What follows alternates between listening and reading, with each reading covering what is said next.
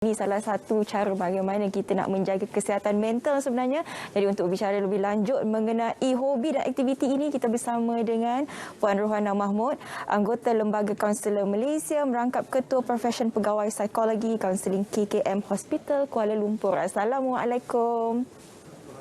Waalaikumsalam warahmatullahi wabarakatuh dan selamat pagi. Jadi Syafiqah dan Ridwan. Alhamdulillah kami di sini sihat. Kepada anda penonton di rumah, kalau anda ada kekiluruan dan juga ingin berkomunikasi dengan kami dan juga Puan Rohana, boleh saja telefon kami, nanti kami akan letakkan nombor telefon di kaca TV anda. Baiklah, topik pada hari ini bahagikan diri dengan aktiviti dan juga hobi keluarga Malaysia. Jadi keluarga Malaysia ini satu konsep yang diangkat oleh Amat Berhormat Perdana Menteri, bukan sahaja dalam kita lah, dalam keluarga, tetapi seluruh masyarakat Malaysia itu memegang konsep keluarga Malaysia. Tetapi kita pergi kepada keluarga yang secara asasnya lah. Bila kita bercakap mengenai hobi ini, dia anak-anak mempunyai hobi yang banyak, kecuali ibu bapanya sedikit lah. Jadi apakah had kebebasan yang patut diberikan daripada ibu bapa kepada anak-anak? Puan, boleh mulakan. Okey, baiklah. Apabila kita bercakap mengenai hobi ni kan, dia tidak terbatas ya. Setiap orang mempunyai hobi yang berbeza-beza bergantung kepada peringkat umur mereka kan. Kalau macam kanak-kanak peringkat pra-persekolahan, kita katakan aktiviti ataupun hobi mereka lebih kepada perkara-perkara yang melibatkan aktiviti lasak, yang melibatkan pergerakan. Dia boleh berlari, dia boleh melompat, dia boleh berjalan ataupun mungkin bermain basikal. Dan kalau anak-anak pada peringkat persekolahan, kita katakan sekolah menengah, aktiviti ataupun perkara yang mereka buat lebih kepada aktiviti secara berkumpulan dengan kawan-kawan, boleh berinteraksi, boleh berlumba, boleh berlawan, siapa laju, siapa perlahan, siapa menang. Dan kalau peringkat anak remaja kan, kita katakan anak remaja lain pula, mereka lebih pada aktiviti yang melibatkan eksplorasi berkaitan dengan trending, perkara-perkara semasa yang orang lain suka buat. Dan itu berbeza pula dengan aktiviti serta hobi orang dewasa seperti ibu bapa. Jadi perkara ini perlulah diseimbangkan ya, supaya kita boleh dalam pada kita bergembira dengan hobi kita, kita dapat mencipta ataupun mewujudkan satu aktiviti bersama keluarga yang kita boleh seimbangkan keharmonian keluarga. Manakala dalam pada seseorang itu tertumpu pada hobi dia sendiri saja, pada masa yang sama kita boleh kongsi hobi yang sama dengan ahli keluarga. Kerana apabila seseorang, kita kata kanak-kanak ni kan, dia mudah sangat obses, taksub dengan satu perkara yang dia buat ataupun dia suka buat. Jadi kawalan itu perlu ada daripada pihak ibu bapa kan. Jadi kalau kita tengok sekarang lah kan, hobi kanak-kanak sekarang dia tak macam dulu. Kalau dulu lah, zaman-zaman dulu bila cikgu tanya di sekolah, okey, apa hobi awak Ahmad? Cikgu tanya dalam kelas. Bukan ada yang jawab, oh saya suka memancing. Tak ada dah sekarang. Saya suka membaca. Susah kita nak dengar orang hobi suka membaca.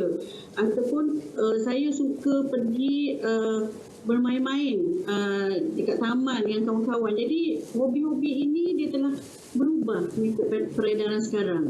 Agaknya kalau kita tanya budak-budak sekarang, oh hobi saya suka main game, chatting. Jadi perubahan itu. Kalau macam Puan, kita rasa hobi Puan tanam pokok bunga lah. Di belakang Puan tu banyak bunga-bunga cantik, bunga di belakang. Okey, tadi saya mengambil apa yang Puan katakan, hobi ini untuk membahagiakan diri. Tetapi bagaimana pula jika terdapat mereka yang terlalu taksub dengan sesuatu hobi itu sehingga melalaikan tanggungjawab hakiki mereka, khususnya kalau macam yang suami terlupa tanggungjawab sebagai suami, isteri terlupa kadang-kadang nak masak, terlalu sangat menjaga pokok-pokok bunga, yang anak-anak terlupa nak buat kerja rumah. Bagaimana Puan? Betul, perkara ini kita tak dapat nafikan berlaku ya, apabila seseorang itu sampai kepada tahap yang obses ya, ataupun gila sangat dengan hobi dia. Misalnya hobi pokok bunga lah, daripada rumah ke pejabat semua tempat dia tak pergi tempat lain, pergi cari pokok bunga je kerja dia. Sampai sibuk berkebun, tak sempat nak masak, so order. Jadi itu boleh menjejaskan keharmonian rumah tangga. Jadi perkara ini perlulah dibincang dengan ahli keluarga supaya kita mendapat pandangan dan kita mengetahui bahawa ada ahli keluarga kita sebenarnya yang kurang senang, kurang gembira dengan hobi kita yang keterlaluan. Ataupun katakan hobi si ayah kan. Ada juga ayah yang jenis yang suka ride naik motor kan. Kumpulan rider suka naik motor berkumpulan, mengabaikan anak dan isteri di rumah. Dia pergi berkumpulan naik gunung, naik bukit. Isteri di rumah ni tak ada aktiviti, tunggu bila nak balik. Jadi perkara itu boleh menjejaskan keharmonian. Jadi ini yang perlu dibincangkan secara bersama dalam ahli keluarga untuk kita cari apakah hobi yang kita boleh luangkan masa untuk sama-sama berkeluarga tanpa meninggalkan ahli keluarga yang lain. Yang saya terfikir sekarang dan saya tengok kebelakangan ini sejak negara kita ada negeri-negeri yang telah beralih ke fasa 2 dan fasa 3. Saya dapati di taman-taman awam ramai ahli keluarga yang telah mula berkelah bersarapan pagi bersama-sama. Ada yang camping dekat taman-taman, ada yang camping di luar rumah, dan ada juga yang buat macam barbecue, ajak sekali ahli keluarga yang dekat, ajak sekali jiran-jiran yang rapat. Jadi aktiviti ini dapat menyatukan ahli keluarga dan juga jiran-jiran serta kawan-kawan yang selama ni kita tidak dapat berhubung. Jadi kita dapat alihkan daripada hobi yang hanya tertumpu kepada hobi dan aktiviti kita seorang, tetapi lebih kepada perkara yang dapat memberi manfaat kepada seluruh ahli keluarga. Kata kunci yang Puan cakapkan sebentar tadi adalah untuk mencari keseimbangan. Mungkin keseimbangan setiap orang itu definisinya berbeza. Mungkin ada orang kata, okey, saya melakukan aktiviti ini okeylah. Tetapi kata si isteri tak, awak dah terlebihan. Jadi macam mana untuk mencari keseimbangan dalam melakukan aktiviti itu supaya hubungan kekeluargaan itu tidak terjejas?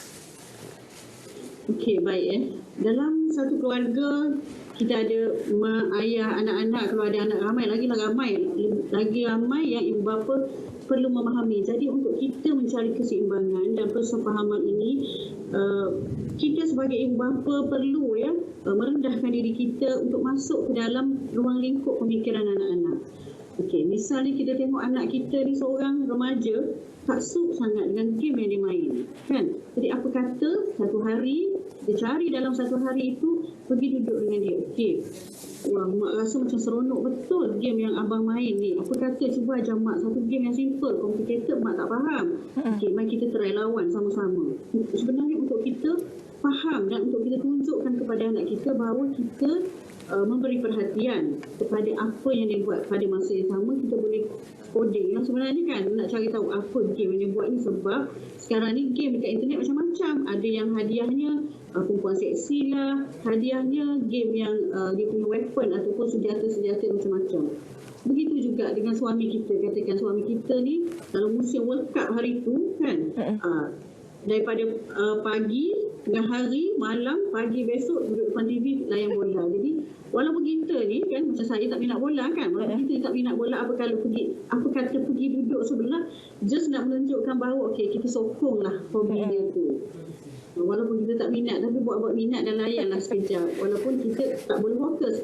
Begitu juga dari segi ini orang panggil berpura-pura tau. Saya fikir ketawa saya nampak walaupun yang pakai mask ya. Dalam hidup ini kadang-kadang kita kena gunakan taktik yang begitu supaya orang boleh faham kita dan kita boleh faham orang. Barulah kita senang mencari titik keseimbangan antara satu sama lain. Itu saya setuju. Kita pun dah tak sama, Ridwan.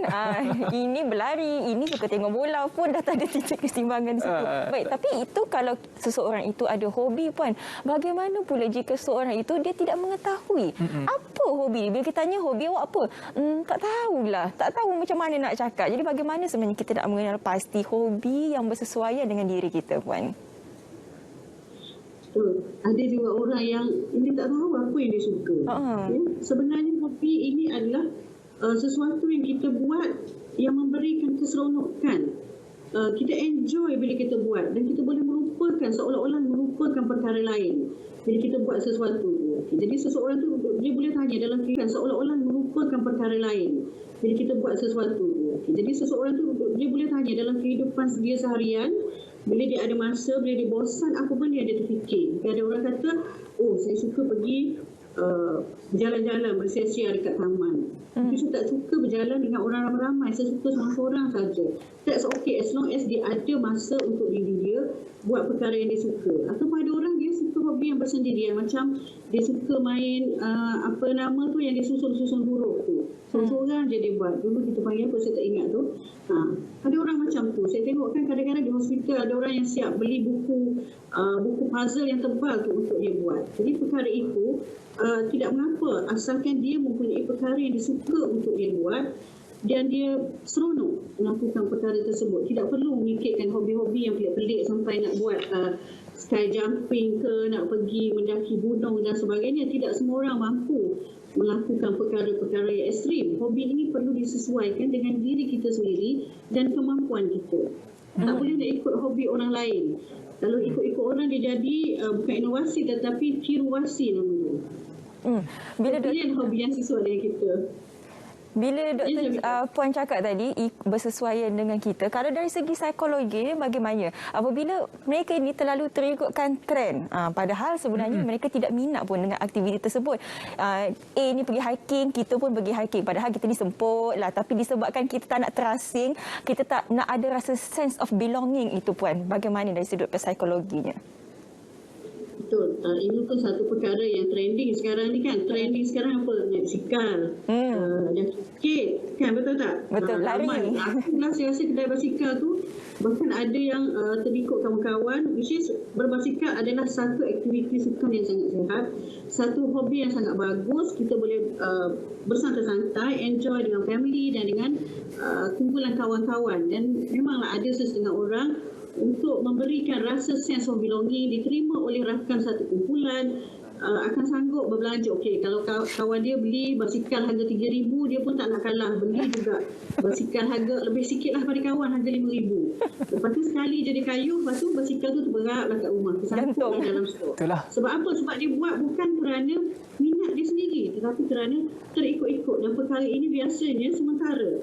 Dia bersifat sementara, tak dapat sustain ya. Begitu juga misalnya orang yang terikut dengan kawan. Sebab nak kurus, dia tengok kawan dia dulu katakan, maaf cakap katakan beratnya agak lebih lah, 100 kilo. So, bila kawan dia dah aktif, dia panjat-panjat bukit lah, dah kilo dah. Jadi dia pun teringin nak ikut. Sedangkan untuk membuat aktiviti lasak begini bukan semua orang mampu. Dia ikut kemampuan diri kita dan tahap kesihatan. Jadi kita tidak boleh terikut-ikut. Tidak ikut kesesuaian kesihatan kita, kemampuan kita dan juga gaya hidup kita yang sebenar.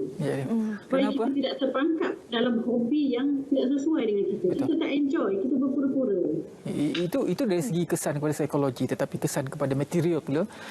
Hobi yang sementara ini bersifat, dia boleh jadi membazir. Contoh beli basikal, lepas tu tak guna, dia membazir. Orang kaya tak apa, kalau kita tidak berkemampuan, tepuk dada tanya selera. Terima kasih banyak-banyak kepada Puan Rohana Mahmud, anggota Lembaga Kaunseling Malaysia, Ketua Profession Pegawai Psikologi Kaunseling KKM Hospital Kuala Lumpur, bersama dengan kita untuk bercakap mengenai kesihatan mental.